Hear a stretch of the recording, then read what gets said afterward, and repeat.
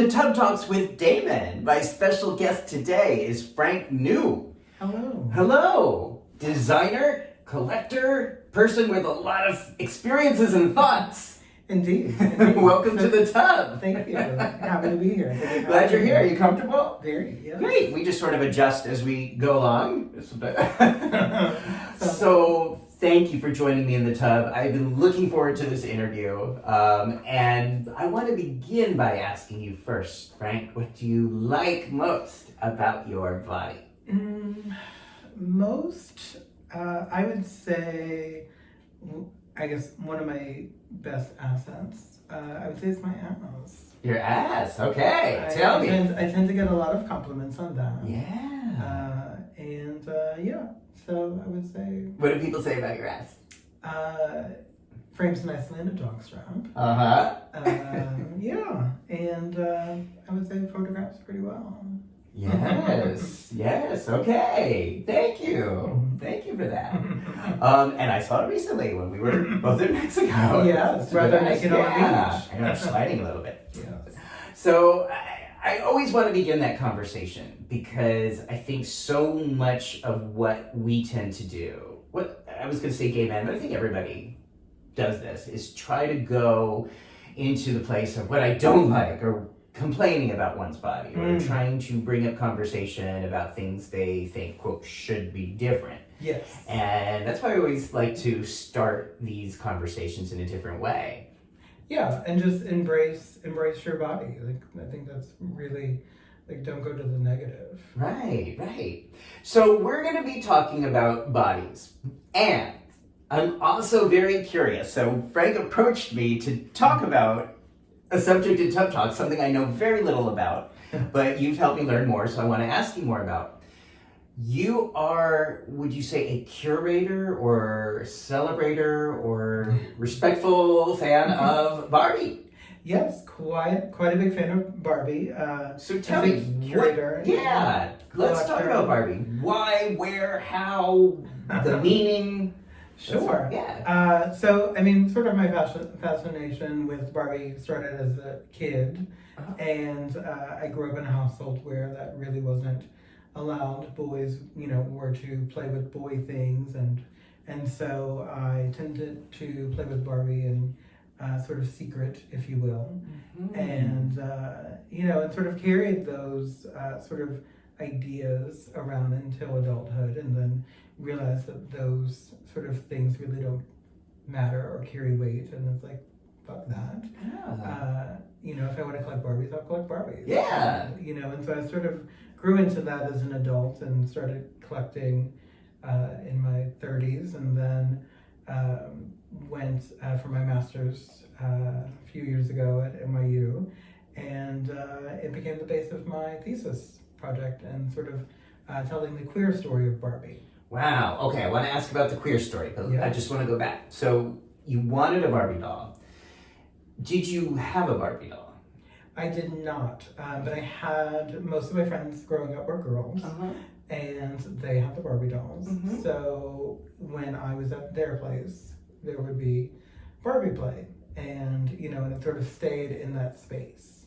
But I never dared to bring that out of that space. So as a little boy, you were not permitted to play with Barbie dolls at your own house. Exactly. But when you went to somebody else's house, you had the ability to do that. Indeed, exactly.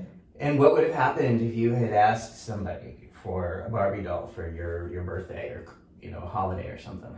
It would not have happened. My father was very rigid when it came to sort of, he was in denial. It was denial of like who I was, the fact that I'm gay.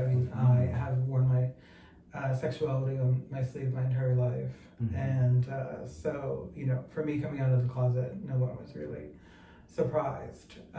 So when I say he was in denial, it's he sort of imagined this life that was not at all what I wanted, and sort of this vision he had in his head of like what I would go on to do was not the life that I was metaphor. Do you remember ever being told specifically, like, boys cannot, should not play with dolls? Oh, yes, absolutely. I mean, even I had an experience, I was extremely close with one of my grandmothers growing up who was more of a mom to me. And we had a thing where she would paint my nails, and she would always remove it before I would go home, so that my father and no one ever saw. And This was his mother or your mother's mother? his mother. His mother? Yes. Ooh. Yes. So she respected you She- wearing nail polish, Oh, yes. nails, but she Yes. was hiding it from her own son. Yes, exactly. Wow. And so one time she forgot to do that, and it was quite the ruckus in my house, and again with my father just being very like, boys don't do that, like boys don't wear nail polish, and and again it's like one of those sort of ideals that I carried with me into adulthood, and sort of had these reservations around wearing nail polish that I couldn't quite put my finger on. And then it's like, oh yeah, that's because of this thing that happened as a kid. And it's like, no, it doesn't fucking matter. If I want to wear nail polish, I'll wear nail polish. Yeah. So What happened when you came home with nail polish? How old were you? Probably like 7 or 8. Okay. Basically scolded and reprimanded for doing such, and just reminded that of boys don't do that. So Do you remember like how that felt? oh yeah.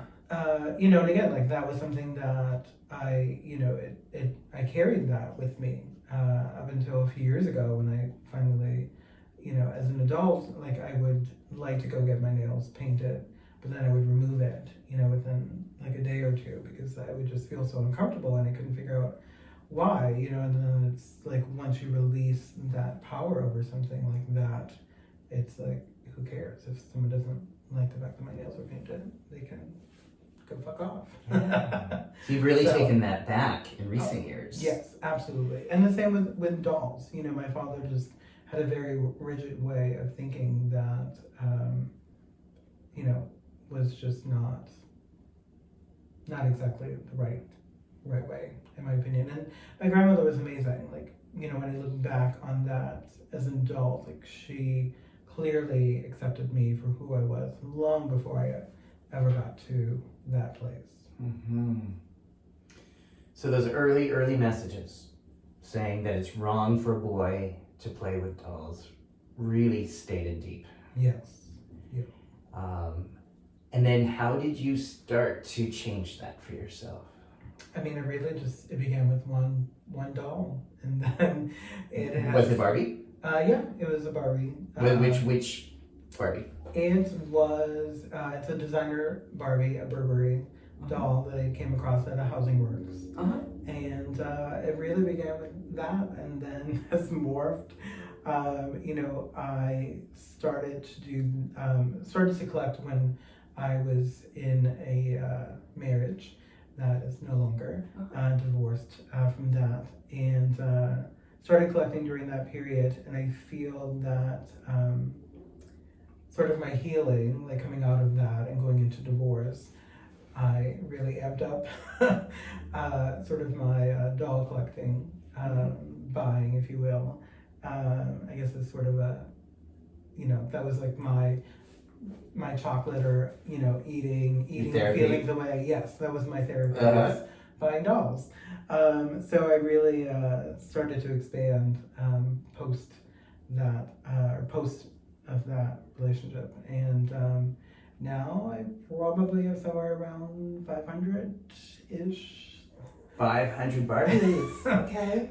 It's Um, New York City. Where do you keep them? They are all over the apartment. I have a very eclectic apartment, and having a design background for nearly 20 years, I know I really have a strong eye for like putting a lot of things into a space without it really looking like there's a lot of things in the space. So there's literally shelves all over my apartment that are filled with Barbies. There's Barbies behind Barbies. There's Barbies under the couch. So, some come out at different times of the year, like Christmas Barbies and things like that. So. And you started collecting during the divorce? Yes. About how old were you then? About 37. Uh-huh. Yeah. 39 and a half now, and yep. So it's been more recent. You're collecting. Yes. Wow. Yes. Okay. What does it feel like? Like what feeling gets sparked in you when you look at the 500 Barbies at home? It brings me joy. I really tend to like collecting sort of the more weird, like quirky sort of collaborations. Some of the older ones. And newer ones as well, but like I have one that's like a Kraft macaroni and cheese, like Barbie. Like literally, like fusilli creamer. Yeah. Like pasta Barbie. Yes. Wow. Exactly. So I tend to like some of the kind of weirder like ones, and some of the oldest Barbie that I have is one from like '62. Wow. And it's part of like the first batch that came out within the first few years. Wow. So that's really like a collector's item. Yes. It's like vintage. Yes. How did you find it? That one I found at an antique shop upstate in Hudson. Oh. Wow. Okay. Yeah. So what are some of the other, you said, weirder incarnations of Barbie? Just like I think more of like the sort of creative, like I have like one that's like a flamingo, like themed Barbie. And are they in their boxes or? Yeah. Yes. I keep most of them in their boxes. I do have some newer ones that aren't so much of like a collector's item, if you will, that I keep out of the box and I'll photograph. One of my hobbies is photography. I really enjoy that, so I'll pull some of them out sometimes and do some kind of like festive little like scene or something and put some of the dolls in. Wow. Did you ever see that independent movie where they told the Karen Carpenter story with Barbie dolls? I've heard of this. Okay. I haven't seen it. Okay. Yes. It's amazing. It's on YouTube. It's quite a thing to see. So what is, like, help me understand, what does it mean? What does it give you? What does it feel like to have to have the Barbie collection at home? Does it like offer a sense of safety, security? Yeah, I would say it's sort of a sense of safety and security. It's, it's just really something that I enjoy. It's something that I've sort of grown into as an adult, that this is a thing that I enjoy, and it's not just dolls. Like I collect, like Barbie is probably the most substantial piece of my collection, but I tend to collect like art and books as well. So I have quite a combo of things in my space, and it all just feels like me, and that was really, I feel like, something I sort of struggled with in my last relationship, and coming out of that in the last few years and post-divorce and those things, like I truly feel my space is 100% me and who I am, and it's really, you're claiming your space. yes. Wow. Exactly. Okay. Exactly. Do you have other non-Barbie dolls? I do. Do you have Cher? I have a Cher, Bob Mackie Barbie. And she's quite amazing. And some of one section of my collection are all sort of a queer collection of Barbie dolls, if you will. So they are all dolls that are either designed by queer designers like Bob Mackie, Billy Boy, LeBlon's, Jeremy Scott, and then I have some that are like a Keith Haring inspired Barbie, and there's also an Elton John inspired Barbie. So now, are these actually like on brand, like Mattel brand Barbies that are inspired by Bob Mackie and Elton John? Yes. Wow. Yes. I didn't realize. So those are like very queer figures. Yes. Yeah. And they did a collaboration too with like Andy Warhol. So there's like a really great sort of series around that, and I have one of the ones, and it's sort of like a gown that has one of the last portraits that Warhol did, which was portrait of Billy Boy as Barbie, because Billy Boy famously refused to sit for a portrait for Andy Warhol. And who is Billy Boy? So Billy Boy was a queer doll collector of Barbies. Had probably one of the largest Barbie doll collections in the world, somewhere around 2,000 or 3,000 dolls. And he did a collaboration with Barbie in the 80s. He designed 2 Barbie dolls. Was the first designer to have his name on a box. Wow. Now, there was a gay Ken at some point. Yes, in the 90s. Not officially. Okay. But it's... Tell me, what was the gay Ken? I sort of have a vague memory of it, but what was gay Ken? So gay Ken, and that's part of a big section of my thesis that I cover. Yeah. So it was 93 when this Ken was released. There were surveys that were sent out to young girls. Basically, Mattel was trying to sort of test the waters to see, they were kind of uncertain of Ken's future, and like, was Ken relative? Or was Ken, relative enough to keep going? Should we keep doing this thing? Ooh. Barbie's greatest accessory for now 60 years. Yeah. I didn't realize Ken's future was in jeopardy. Yeah, I mean, I think they were just at a, sort of a point where they were just, maybe just running out of ideas, or like, how, what do we do here? And so, they kind of reached outward, and, essentially these surveys, at the end of these surveys, it basically was saying that we like Ken, but we want Ken to be cooler. So, and the part of my research goes into like the early 90s, we really started to see queer culture infiltrating into mainstream, between fashion and fashion shows and things of that, television and pop culture. And so the design for Ken, it's sort of the mystery is when this doll came out, it very well could have been, whoever designed this doll, it could have been very surface level research. And essentially this doll is wearing a lilac pleather vest with a matching lilac mesh crop top. First Ken doll with an earring, slicked back blonde hair, and is wearing a necklace that's attached to a silver metallic thread, and a ring that essentially looks like a cock ring. And, and according to Mattel, this was never their intention of releasing such a queer doll. And, when you look at this design and, the fashion, and, essentially according to Mattel, like, we did not, this was never our idea. Whether or not, who knows? It's still very much a mystery of, whoever designed it all very well could have just done very surface level research. And if they didn't dig deep, they wouldn't have really known that this entire look you could have found on any club kid going to a queer club in the early 90s in New York. And another interesting piece of the research is cock rings during that time were a very big accessory. People would wear them on their jackets, they would wear them around their neck, on bracelets, everywhere but basically where they were intended. And so, when you look at the necklace, you look at those references, and it's just like, it's kind of hard to buy that there was not stronger intentions with how the doll was designed. Right. Someone knew. Someone knew this was what they were doing. So, who knows? It still remains a mystery, and I'm still not done.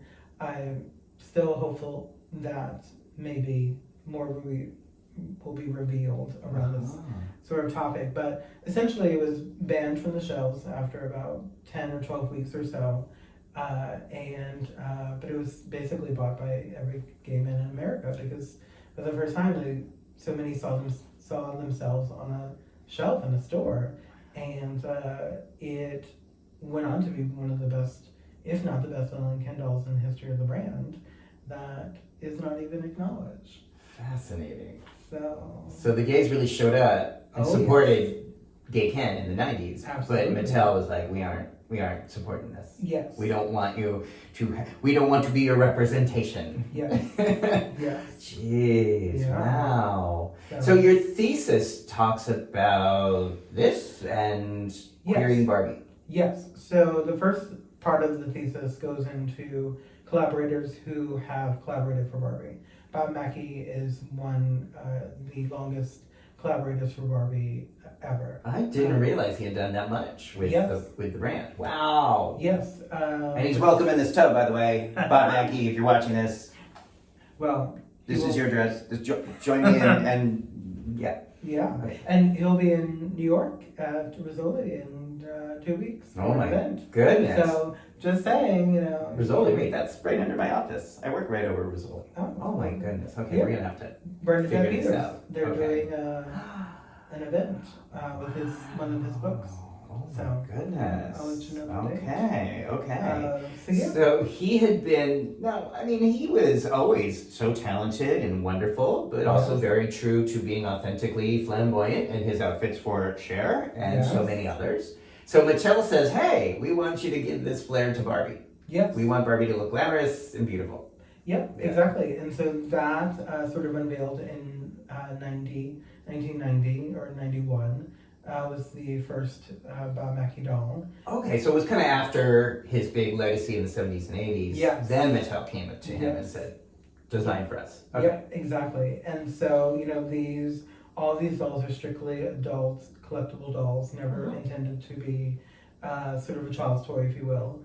And eventually, the first several dolls sort of had sort of more of a classic Barbie look with like the mouth open, which didn't really coincide with, these Mackie sort of visions, that are just like gowns and things like that. So ultimately the Mackie mold came about, and so the face mold for Barbie was shifted to reflect a more serious, mouth closed, more of a model sort of face to that sort of aligned better with these sort of glamorous gowns that Mackie produced over the years with Mattel. So yeah, and then he recently just collaborated again with Mattel after about 6 years of no Bob Mackies.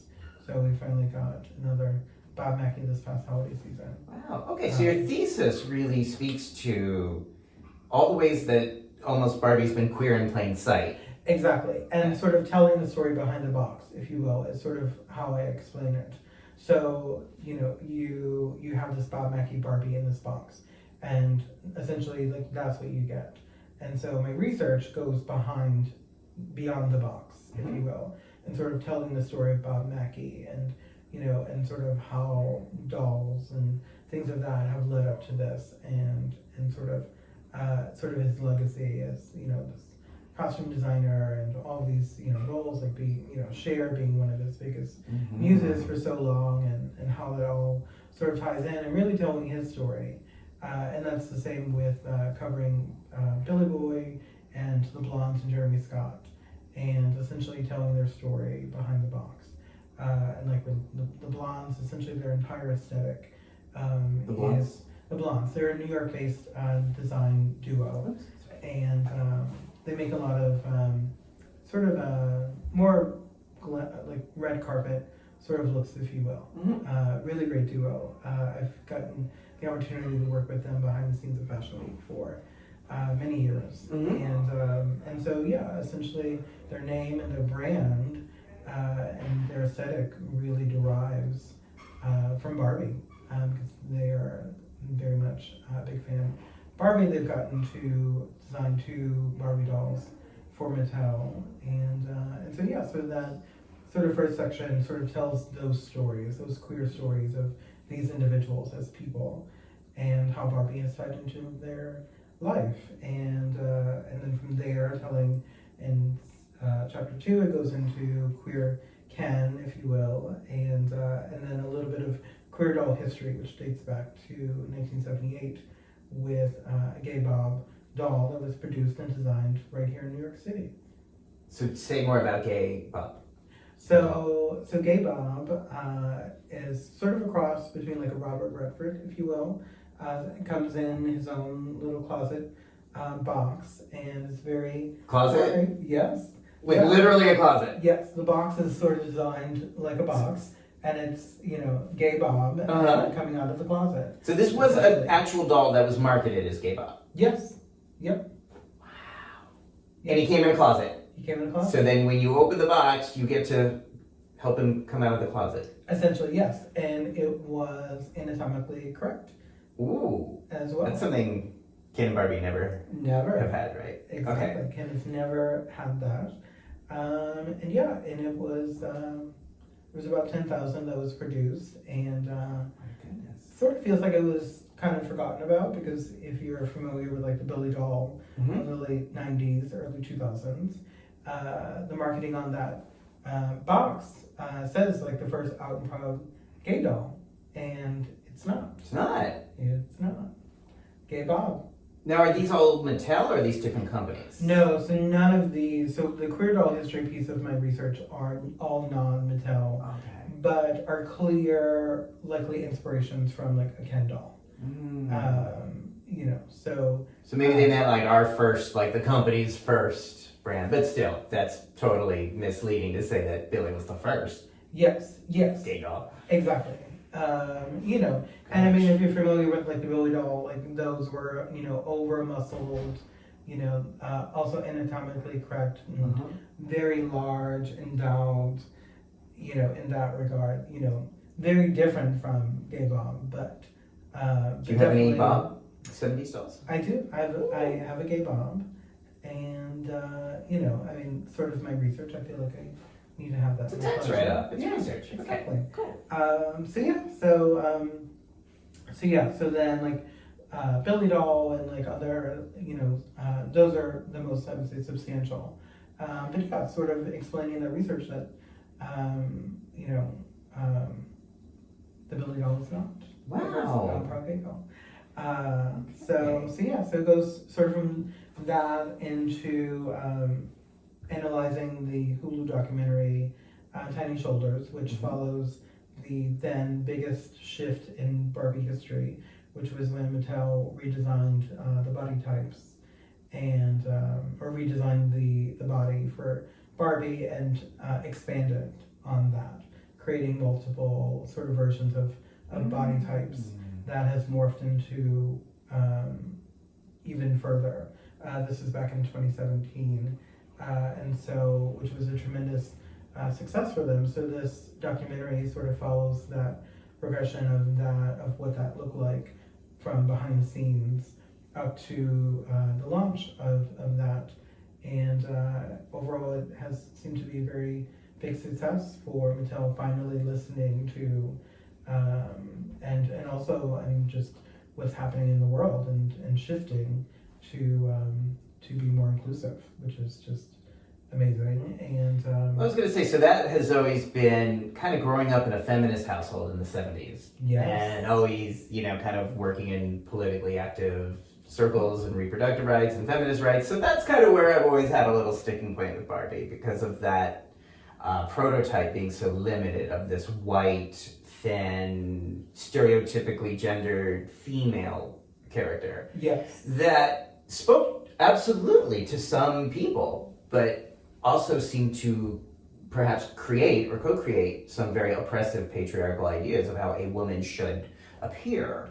Absolutely. And if you look in the first sort of line of Barbie dolls coming out in 1959, which Barbie just celebrated her birthday on March 9th, and sort of the face mold for that, the eyes on the Barbie sort of grazed the floor, if you will, and they looked down into the side. And it was the 70s when Mattel redesigned the face mold and did away with that, and Barbie was looking directly at you past that point. That sort of speaks to what was happening with women's rights in the 70s and all of that. But this was really the first time that Mattel really sort of took charge and really started to expand on the idea. And with Ruth Handler, who created Barbie, she was designed with progression in mind. Like, that was sort of Ruth Handler's vision of this progressive figure, because there were no other dolls in that time period that had breasts or anything of that. So when Barbie came out, it was quite revolutionary because before Barbie, young girls typically have baby dolls. Mm-hmm. So it was much more nurturing and sort of that sort of effect. So, and then Barbie came along and you can be anything you want to be in the world. You know, like Barbie's had probably like over 200 careers and still growing.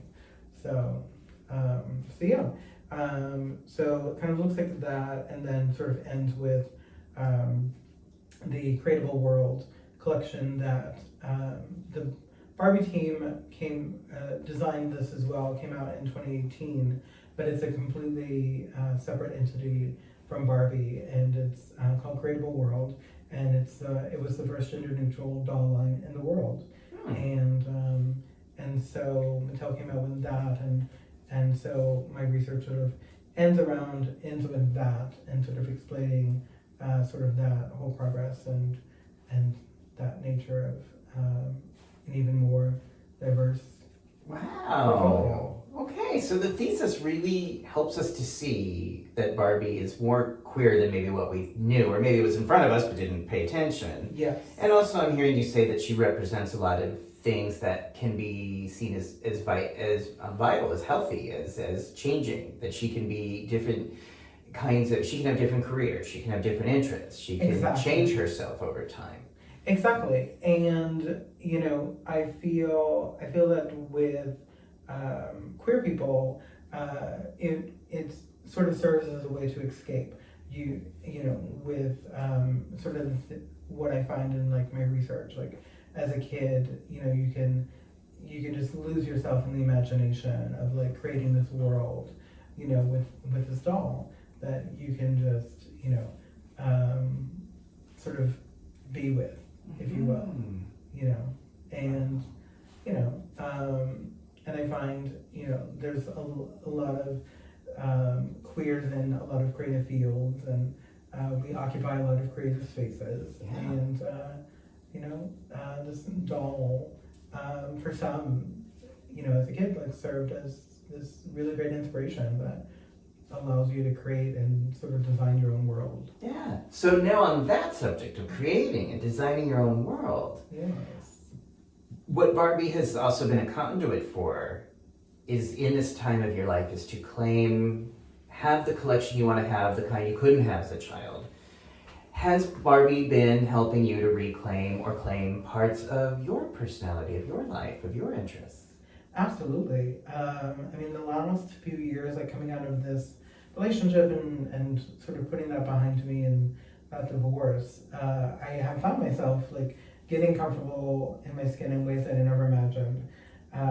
You know, and sort of surprising myself really, because I sort of felt that there's just no way that like, how could I get more comfortable in my skin? Like I'm, you know, in my late 30s, like haven't I reached that? And it's like, nope, still going, still shifting and changing, and you know, and coming out of that, yeah, just really looking at things in new lights, and I'm a very big on fashion. I love fashion is a big passion of mine, and getting dressed up and style, I would say, is probably something that is probably a recognizable thing for me, that like friends or, you know, things of that, like when they see me, I'm one of those people that like, oh, I couldn't pull that off, but you could do that. You know, I sort of have a sort of this fearless personality, which I have sort of worked on in my 30s, I would say, and you know, has allowed me to get to this place in my life that it really is that, like just doing my best to live as fearlessly as possible, and just showing up, being myself, and realizing that, you know, at the end of the day, like that's all I have to be is myself. And you know, I've found myself in the last like couple years sort of shifting from sort of the term gay to queer, and feeling more comfortable with that, and then for you, what's the difference?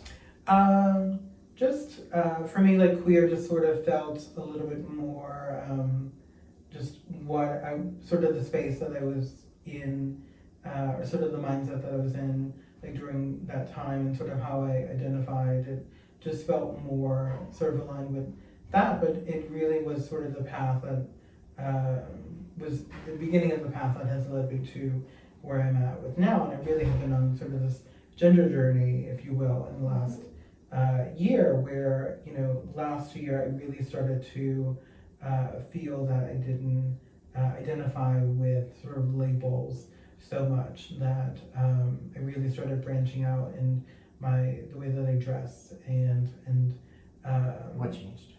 well, I mean, really, this one particular friend, she's based here in Brooklyn. She has an amazing vintage line called Unicorn Dynasty, and she's really all about like gender inclusivity and really no labels. Like, if you like the blouse, like it doesn't matter if it's a men's, women's blouse. Like, if you like it, you put it on, it feels good. Like, own it. And so she's really been a really big inspiration of that, and we got to work together a lot last year, and I got to do some modeling for her brand, and like, you know, wearing things I've never worn before, like skirts and dresses, and just really just find myself again, getting to a place where I was like, you know, I kind of like this, and sort of this back and forth, and also too with like leather, like wearing leather. I never felt comfortable wearing that because I felt I was too feminine to wear leather, and really in the last couple of years, you know, when I look at those sort of ideals, it's like, fuck that. If I want to wear leather, I'm gonna fucking wear leather. Like, you know, so. And when you want to wear dresses, you get to wear dresses. Exactly, and sort of this, you know, back and forth depending on like what I'm feeling. So, you know, what I realized at the beginning of this year is sort of, you know, where I was at with identifying as queer has led me to identifying as more non-binary, and sort of getting to that sort of level again, surprising myself that you really, it doesn't matter what age you are, like you continue to grow, or at least for me, like I continue to grow and shift in ways that, you know, and just allowing myself to be open to those things, and not being closed to the idea of like, I'm 39 and a half, I can't possibly get any more comfortable. And it's like, well, surprise, here we are. And you've shown that. So as you remarked, you're 39 and a half, getting closer to 40. Yeah. And it sounds like it's getting more and more of a chance to be these different parts of who you are, whatever you feel, to express yourself however you feel. Exactly. And just being less about labels, and just being who I am in that moment, in that day, and what I'm feeling. Yeah. And what I also appreciate about your messages, like on Instagram, is that they are very playful and they are very inspiring. And you're not shying away from nudity either, which I noticed, and I'm not criticizing, I'm just saying I noticed that sometimes a lot of people who base their presentation in clothing or fashion are very resistant or uncomfortable with the idea of really sharing their bodies without clothes or without a performance. Mm-hmm. And you are very like, yeah, this is my body. Yes, exactly. Yeah. You know, and I mean, that is too, like something, getting more comfortable in my body, and, you know, and the thing is, I feel that the only way I don't have a gym body. I have been very fortunate that because of the career that I'm in, it's very physical, and so that has essentially been my workout, and has allowed me to stay relatively sort of fit, but I don't go to a gym and none of that for the most part. You know, so I, you know, not having that gym body, it, you know, has taken a little bit of work to sort of build confidence, and also too, like with my dressing, like getting to the point where like, I really don't care. This is my body. This is who I am. I'm gonna be fucking naked. And, you know, and the more that you do those things, the more, and I feel like that's with anything, you know, it's just doing the thing. Mm-hmm. And, you know, when you do the thing, you're like, oh, right. You know, but I have to keep doing that thing to keep going and to continue to feel comfortable. So I'm in that mindset of like, this is my body, and it just becomes second nature, essentially. Yeah. You know. And you're doing all of this without alcohol or drugs. Yes. You're doing all of this completely sober. Yes. Tell me about that. What has that journey been like for you? Sure. So coming up on almost 13 years sober. Got sober in my late 20s. Growing up in New Orleans, I grew up in a very... Oh boy. Yes, exactly. So you can pretty much imagine. That paints the full picture without going into a ton of details. I grew up in a very alcoholic family. Alcohol was always the main piece of the party. And so I started drinking when I was 14, drank for a very long time. And I'm very much a all in or nothing person. When I drank the hardest liquor. And I never drank for pleasure. It was always to escape. And I got to a very dark place in my 20s and ended up in someone's apartment, and they were using crystal meth. And so that was literally the first drug that I did was crystal meth, like right off the cliff there. You know, the manner in which I used in that first time could have killed me, but I was very naive and I had no idea that you typically don't do that. What did you do? Injected. Okay. Yep. So using in that manner, but again, it was one of those things. Like I went into it very naive and had no idea. I was like, sure, sign me up. But again, it was just a reflection of sort of where I was, and I was in a very dark space at that time. And so you can about imagine that starting at that level, everything fell apart very quickly in under 6 months, and pretty much getting to a point where it was like I either needed to do something or I was going to die. So it, you know, and also like the circle of friends were getting smaller, and you know, friends were getting to a point where it's like, we're not gonna stick around if you continue to do this. So I originally got sober back in Chicago, and it, you know, it very much was a struggle in the beginning of sort of separating sort of the living life without that, and you know, sort of teetering back and forth in the beginning, and then essentially getting my footing. But you know, that first year is very much like holding on for dear life.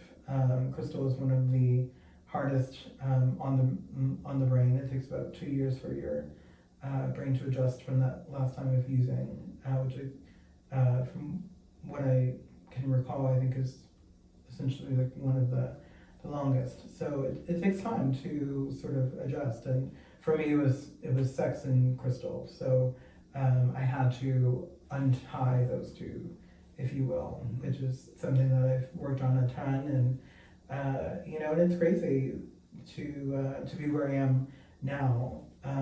You know, and when I came in to recovery, my first thoughts were, my life is over, and I'm never gonna have fun ever again. But yet here we are, naked in the tub, so, and having a wonderful chat with you. And my life has been beyond my wildest dreams. You know, I thought I was living life, but it was really a show of the life that I was really destined for. And I've built a life for me that has just been truly beyond anything. I mean, if you had told me 10 years ago I would be traveling the world and talking about queer Barbie at conferences, I would have said you were fucking crazy. You know, but yet here we are, and you know, I'm going into this next chapter, and turning 40, and you know, just continuing to grow. And for me, it's really, if I put my sobriety first, like everything after that just sort of unfolds. But I know for me that I've never been a person that could drink or do things of that manner casually. For me, it's a way to escape. So I know for me that keeping that number one really allows me to continuing this life that I get to have, and you know, travel the world, and got to go to Mexico for the first time, and you know, that's really where I'm at, like just really getting to a new sort of chapter and exploring and traveling more and things like that. How did you decouple sex from crystal meth? And I get asked that question quite a lot. Got it. Yeah. I mean, essentially, it's just for me. It was putting sex on a shelf, and really sort of taking that time to get to know who I was. One of the suggestions given to me when I came in was to do that, and I really didn't understand it at all. But I'm like, at that point, I was willing to do anything because I had the gift of desperation, and so I was really willing to do anything. Say that again. The gift of desperation. The gift of desperation. Yeah. Meaning you were. Is that another way of like hitting bottom? Like exactly. Okay. Exactly. Because I had overdosed like a couple of times, and and just sort of that foxtrot like prayer of like I'm never doing this again. But as soon as I get myself out of that situation, that night I'm like right back to what I was doing, and so from there, like once I finally said, okay, I need to do this, because it's truly one of those things that you have to do it for yourself. You can have all the support from everyone, but you really, if you want to get away from that, you have to want it, and you have to want it for yourself. And so I got to a place where I was really willing to do the work, get to know who I was, and several years into recovery, sort of that suggestion of putting sex on the shelf and relationships as well. When I look back at that, it's like, oh yeah, I had no business incorporating others into that mix when I didn't even know who the fuck I was or what I wanted. I had no self-esteem, like all that went out the window. And I had to learn to love myself and really figure out who I was as an individual and what I wanted. And I had to do certain work to sort of figure that out and figure out my ideals, my sexual ideals, figure out my partner ideals, and and sort of go from there. Was therapy a part of that? I did sort of outpatient, and which included therapy as well, individual therapy and group sort of therapy with others who were pretty much in the same boat. And I did that for about a year. Okay. So. And does the 12-step framework help?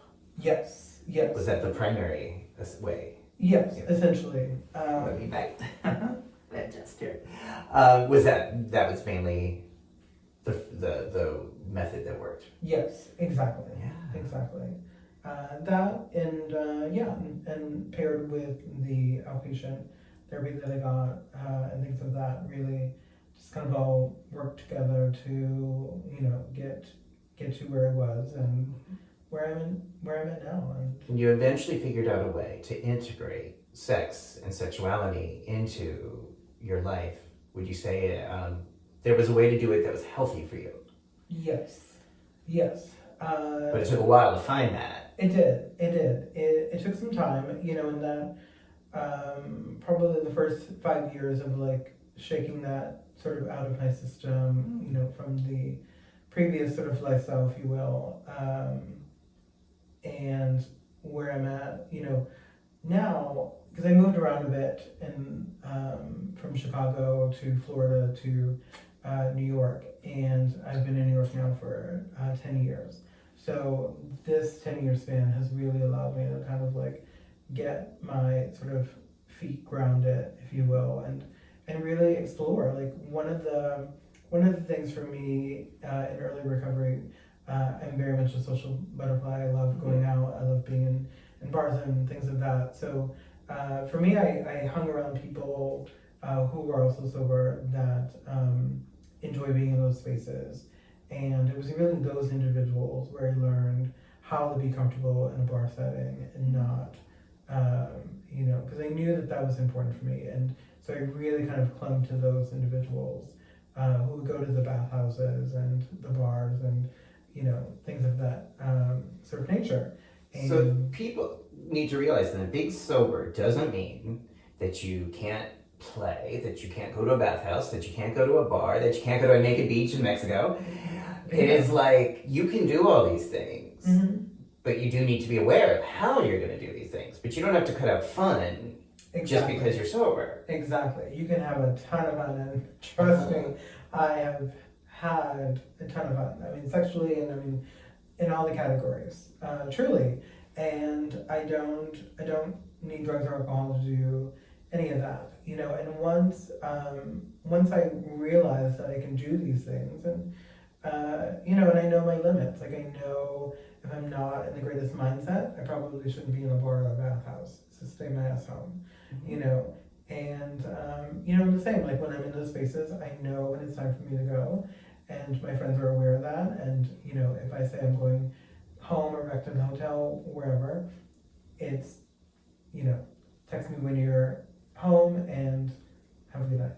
Wow. So it's really just it's a powerful message. Yeah, and just sort of learning getting in tune with your body, really, and listening to those things. But yeah, I find it funny. I've been in multiple situations where I've been tearing it up on the dance floor, and someone has said to me, like, how much have you had to drink? And, you know, and I'm like, I had nothing to drink. But imagine when I did. Like, if you think I'm drinking now, imagine when I did. So, you know, I really have sort of found my way in those spaces, and I have a blast. And there's been many times where I've walked back or traipsed back to the hotel, you know, sun's coming up, and it's like, oh. But, you know, and the sort of beauty of that, it's not really the walk of shame anymore. I have nothing to be ashamed I was like, about. Like, I'm completely sober. I'm, you know, like, you know, and turning the twist on that, like, it's not a walk of shame. Yeah. It's going back to pride. Exactly. Yeah. Exactly. Yeah. Wow. So a lot of gay men are told that when you turn 40, you're gonna be put out to pasture. All of it is over. All the fun, all the play is over. What is? You're almost there. You're getting up to 40 soon. What do you say to that? I say fuck that. I am definitely like not going out to the field to you know, pasture and settle down. In fact, I'm actually doing the complete opposite of that. I'm really kind of flipping things over and creating some new adventures for myself. I sort of found myself in the beginning of the year starting to question, like, you know, 10 years in New York, my goal was to live out my 30s here in New York, and, you know, mission accomplished, did that. And, you know, in the past, like, I would have ideas of doing things, you know, I have that mindset of like, okay, I've done this thing, so like, what's next? You know, and 10 years ago, I would have just packed up and moved to a new place. And I'm like, no, we're going to think this through. You know, it may not be leaving New York. Like, that may not be the answer. So, you know, there's a bit more wisdom that comes with age, which is amazing. It's like, okay, you know, settle down, really listen to the universe, and like, what are things telling you? And so I really started to listen to that, and sort of, I have this sense of like wanting to be more mobile, and not really sort of figuring out what that was initially, but having that thought. And then I recently sort of had sort of all the things that sort of are telling me sort of what to do next. And the lease on my apartment is ending June 1st. So that's a big piece of it. Sort of being able to be free of that and confined, you know, to this lease. And I'm pursuing potentially a PhD program. I had a meeting with the director.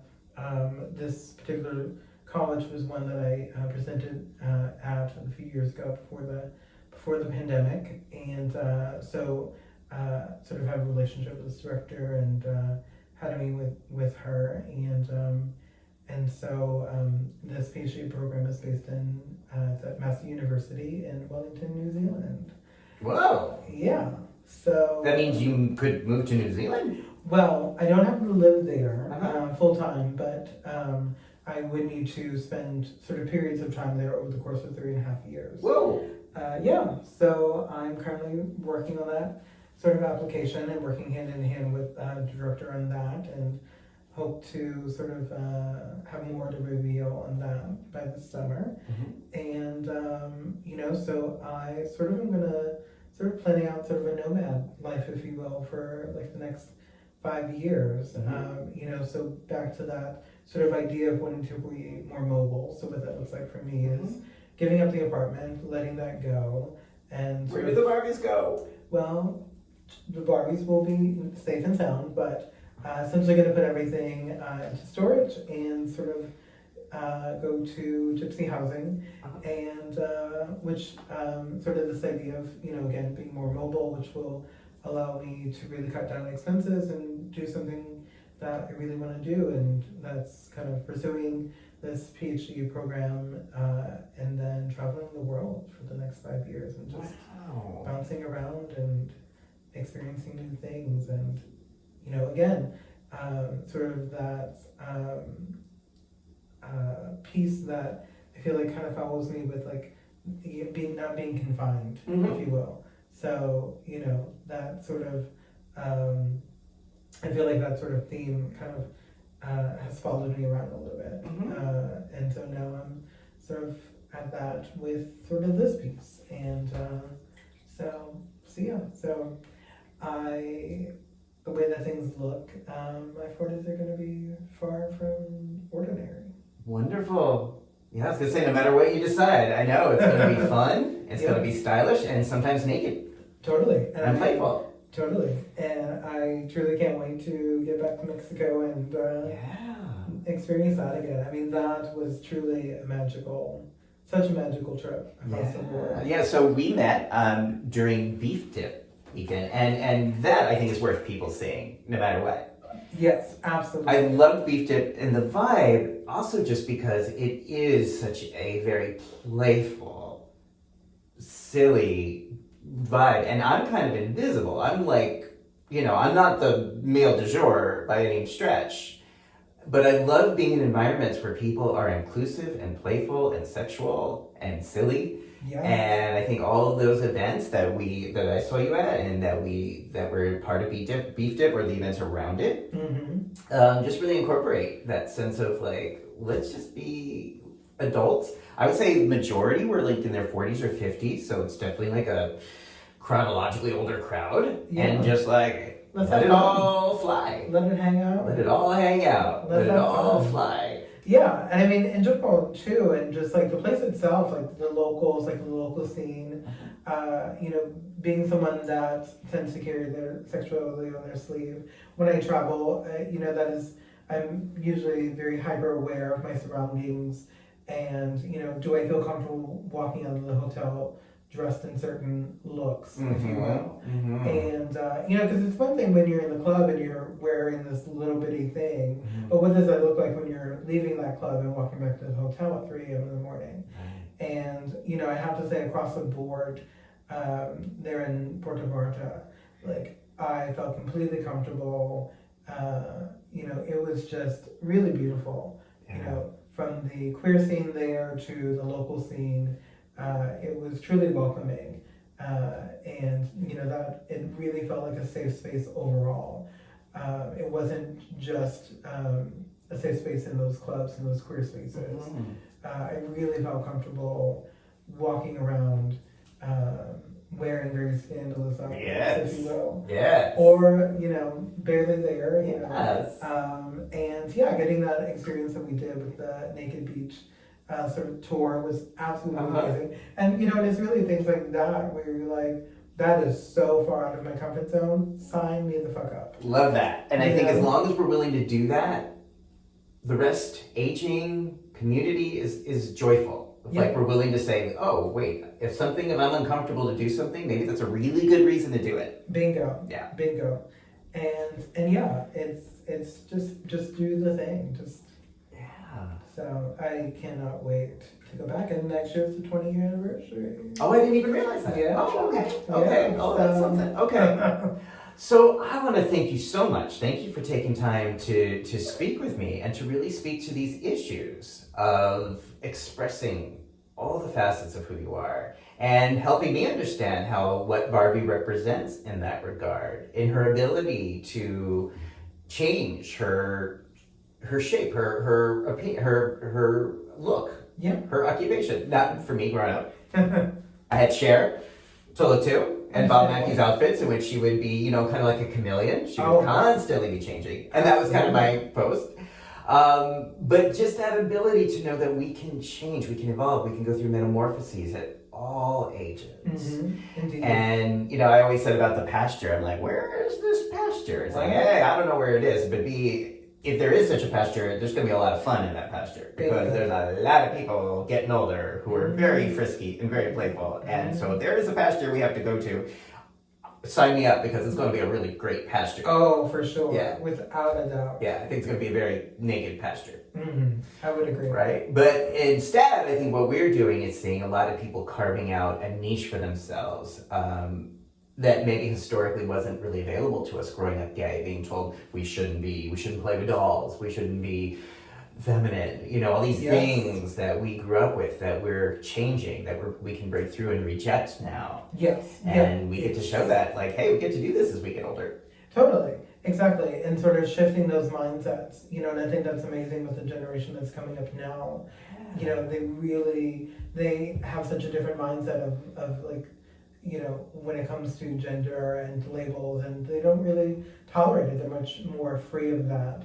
And so, it's one of those things that many of us at, 40s to 50s, like, growing up the mindsets that we did, like, for some of us, we have to break free of sort of those mindsets and just be free and be happy and live life to the fullest. One of the sort of my mottos is really not taking life too seriously, which I feel like you spoke about with my Instagram post. Like it's really that. It's not taking life too seriously and having fun. Yeah. All right. Sure. So if people want to follow your post and follow your adventures, what's the best way for them to do that? Sure. You can follow me on Instagram at manyourstyle.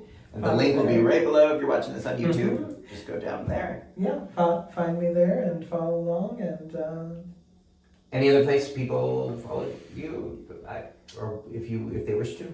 I think Instagram's really good for like the visual. Yes, exactly. Instagram is sort of my main platform. My website and all that information, contact and all of that is on my Instagram. Great. So go to the Instagram and you'll find all the things. Great. All right, folks. Well, thank you for watching Tub Talks, and I encourage people to think about what you heard on this show today, things you may have liked, things you may not have liked, that you would talk about with your friends in a bathtub or a dinner table or wherever you have conversations with your friends about life and about fun and self-expression and getting older. And, maybe we'll find that pasture together and have a really great club or something. I don't know. Totally. We'll build a club on the pasture. I'm for sure. sure. I'm sure. But if you like this talk, subscribe down below. There's a whole bunch. There's like 90-something talks now. And let's just keep thinking about these things together. Thanks, everybody.